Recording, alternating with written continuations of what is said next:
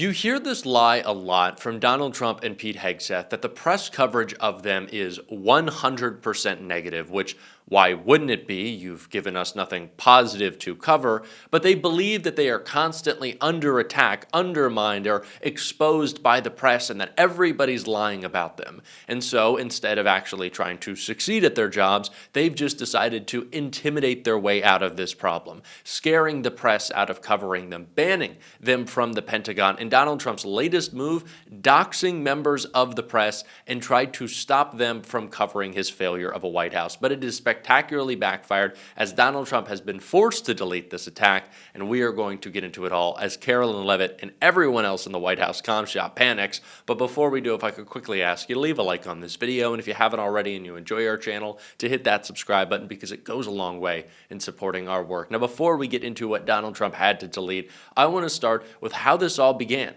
and it is Pete Hegseth's furious attack on anyone who is trying to call out the criminality of the Pentagon, and Donald Trump backing him up. But Mark Kelly is responding right here.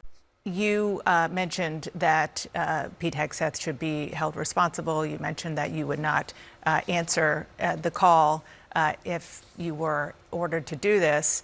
That was the gist of the video that you and 5 other members of Congress, who all served in various capacities in the military, put out there. You said, our laws are clear, you can refuse illegal orders.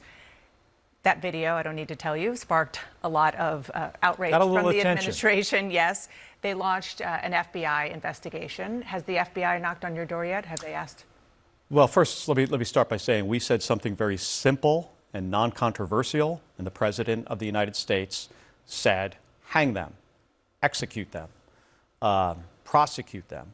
In my case, Secretary Hegseth said, prosecute him under the Uniform Code of Military Justice for, by the way, reciting the Uniform Code of Military Justice. It's obviously ridiculous, but this is an attempt to silence me, to get me to not hold this administration accountable. We have a president who doesn't understand the Constitution, who installed an unqualified Secretary of Defense.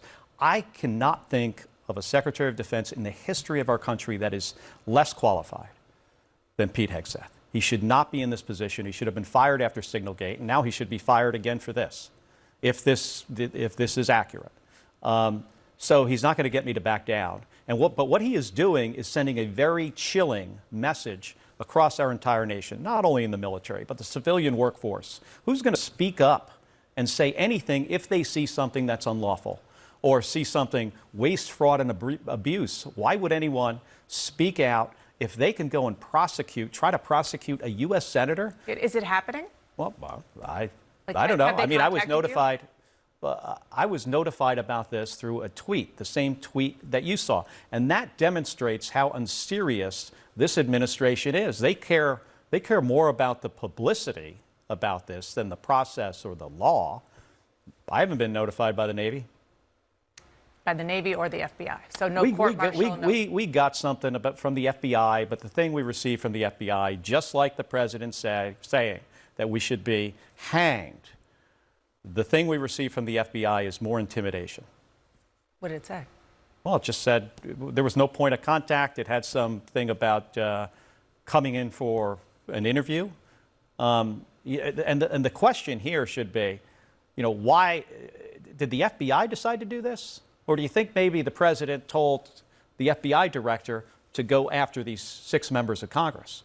Mark Kelly has demonstrated something that Donald Trump and Pete Hegseth can't even understand, which is real strength and conviction. And this isn't the first time that we have seen Hegseth go on a full-on rampage on anyone who is willing to call him out over his criminality, over his failures. It was just a month or 2 ago when we saw Pete Hegseth decide that there would be new sweeping regulations of what you could do in your coverage of the Pentagon. And even Fox was unwilling to bend the knee to Hegseth and go along with the new guidelines for reporting, if you can even call it that, under his watch. And it is because Pete Hegseth, much like Donald Trump and his attacks on the media, wanted you to believe that the leaks coming out of the Pentagon were those of the press, that the press were finding classified documents, busting them open, taking screenshots, sharing war plans, that they were trying to undermine his time as Secretary of Defense, but that's not true.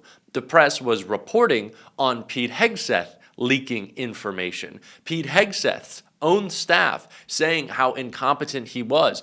That is not a matter of national security. That is just Pete Hegseth being a screwed up. What is a matter of national security, though, is the war crimes that he is currently committing. The tirade that he is on, Pete Hegseth's complete and public freakout, which is why Donald Trump and him both have now launched an attack on the press that they had to pull back because they already screwed it up. White House forced to correct childish anti-media site. The White House has launched a new webpage aimed at tracking what it calls media bias and inaccuracies, which itself contains inaccuracies. The new media bias page went live on Friday, with the White House claiming it would help to expose fake news. Tired of fake news? We've got the place for you, the official White House Twitter account wrote. Get the facts, track the worst offenders, see the fake news exposed. However, the site was briefly taken down before reappearing with alterations. In the update, Fox was removed as an offender after the White House incorrectly attributed questions asked in a press conference to a Fox reporter. Fox asked the White House to correct it, and now there's a 404 error where the page once was, Washington Post media reporter Scott Nover wrote on Twitter. As you could see, the White House had to take down their media bias page. This is Donald Trump and Pete Hegseth's plan. They want to try to undermine the narrative of the press. They want to try to intimidate them out of coverage because they're not going to be able to rectify their screw-ups, and they also don't want to stop committing war crimes, so of course it's going to continue. But how embarrassing to have a page on the inaccuracies of media and then to not be able to report on who asked what question. Like, this White House is in shambles, and I'm sure this was a Carolyn Levitt idea, and then she was all frantic that she screwed up and hurt her friends at the Fox propaganda outlet. But Donald Trump and his team having to take this down is just so embarrassing, but to put it up in the first place is as embarrassing as well. And I would say to the press, if you see this, shouldn't this be inspiration to ask tougher questions? I don't feel like the White House press corps in any way, shape, and form has lived up to the responsibilities that are on it under this Trump administration. Aaron Rupar, who was one of the popular video clipping accounts on Twitter, posted after Donald Trump's little Thanksgiving gaggle with the press, in which he asked a reporter why she was so stupid and how she could ask such a stupid question and why she was so fake news and such a horrible person and all the bullshit he always says. He pointed out that Trump, after finishing up berating the press, was thanked. Oh, thank you, Mr. Trump. Thank you, dear leader Trump. Thank you, President Trump, by the press. What are you thanking him for? Calling you idiots? Not answering your questions? I don't really get it. I don't understand. And when you do that, when you allow this to become a gift that you are given, access to the President of the United States, the ability to do your job, and to cover the House that is ours, the office that is ours, then what are you? You're beholden to him. And that's what Donald Trump wants. That's what the whole AP attack at the beginning of this year, when they refused to call it the Gulf of America, and Carolyn Levitt said, well, it's a privilege to cover the president. And sure, it is. Not any person can just walk into the White House press room. You can't just walk into the briefing room. That's understood. But to pretend as if it is Donald Trump who makes that call based on who has made him happy and who has properly thanked him, to allow that to be a narrative is a disservice to journalism broadly. And so I don't think you should ask tougher questions because Donald Trump was mean to a fellow reporter. I think you should ask tougher questions because you should ask tougher questions. And the media has failed to do that. And I do feel them and see them be beholden to this administration in a way that just wasn't the case before. And it does scare me. It really does. Because if this is going to become normal, if we are going to become numb to it, and if you are going to have to be beholden to Trump, and you can only ask him what he likes, and sure, they still ask questions about Epstein, but they're few and far between.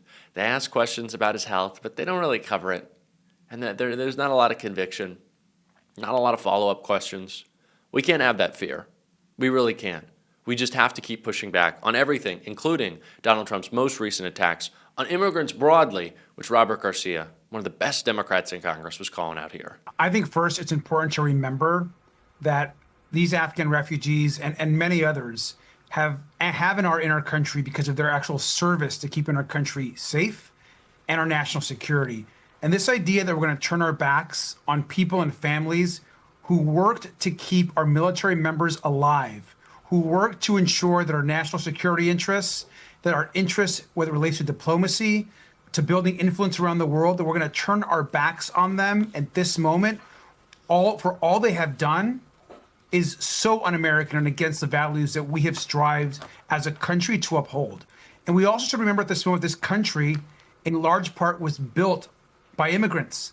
Immigrants built this country. They've contributed, they continue to. We have been a country where the best and the brightest from around the world come here oftentimes, whether it's to go to the university or to work, where people come here to give their labor, oftentimes taking jobs that other folks don't want to do. And so Donald Trump is doing exactly the opposite of what he should be doing.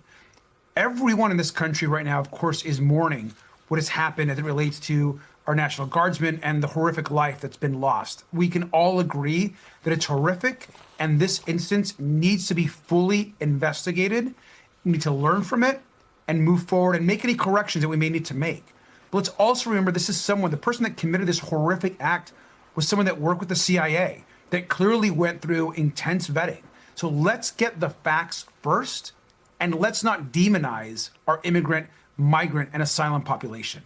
Basically, what can you say to make Americans feel less concerned that this event is, in fact, a one-off event, as opposed to something that would warrant a broader crackdown on our allies?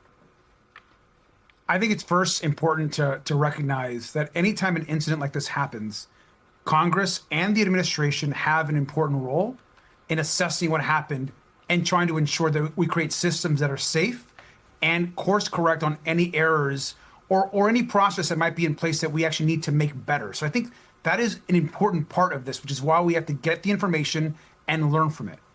At the same time, we have to remember that there are bad people in every profession, at every level of government, in the military, in our schools, in our hospitals. And so we're always going to have people that do horrific things.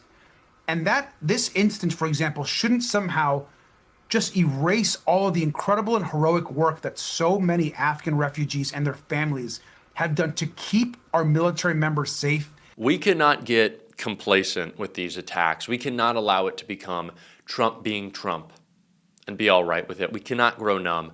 We have to continue to call it out. We're going to on this show. If you want to support that, as always, you can hit that subscribe button, leave a like on this video. If you stuck around to the end, drop a blue heart in the comments. Keep on fighting, y'all. Don't let them silence you. And until next time, I'll see you soon.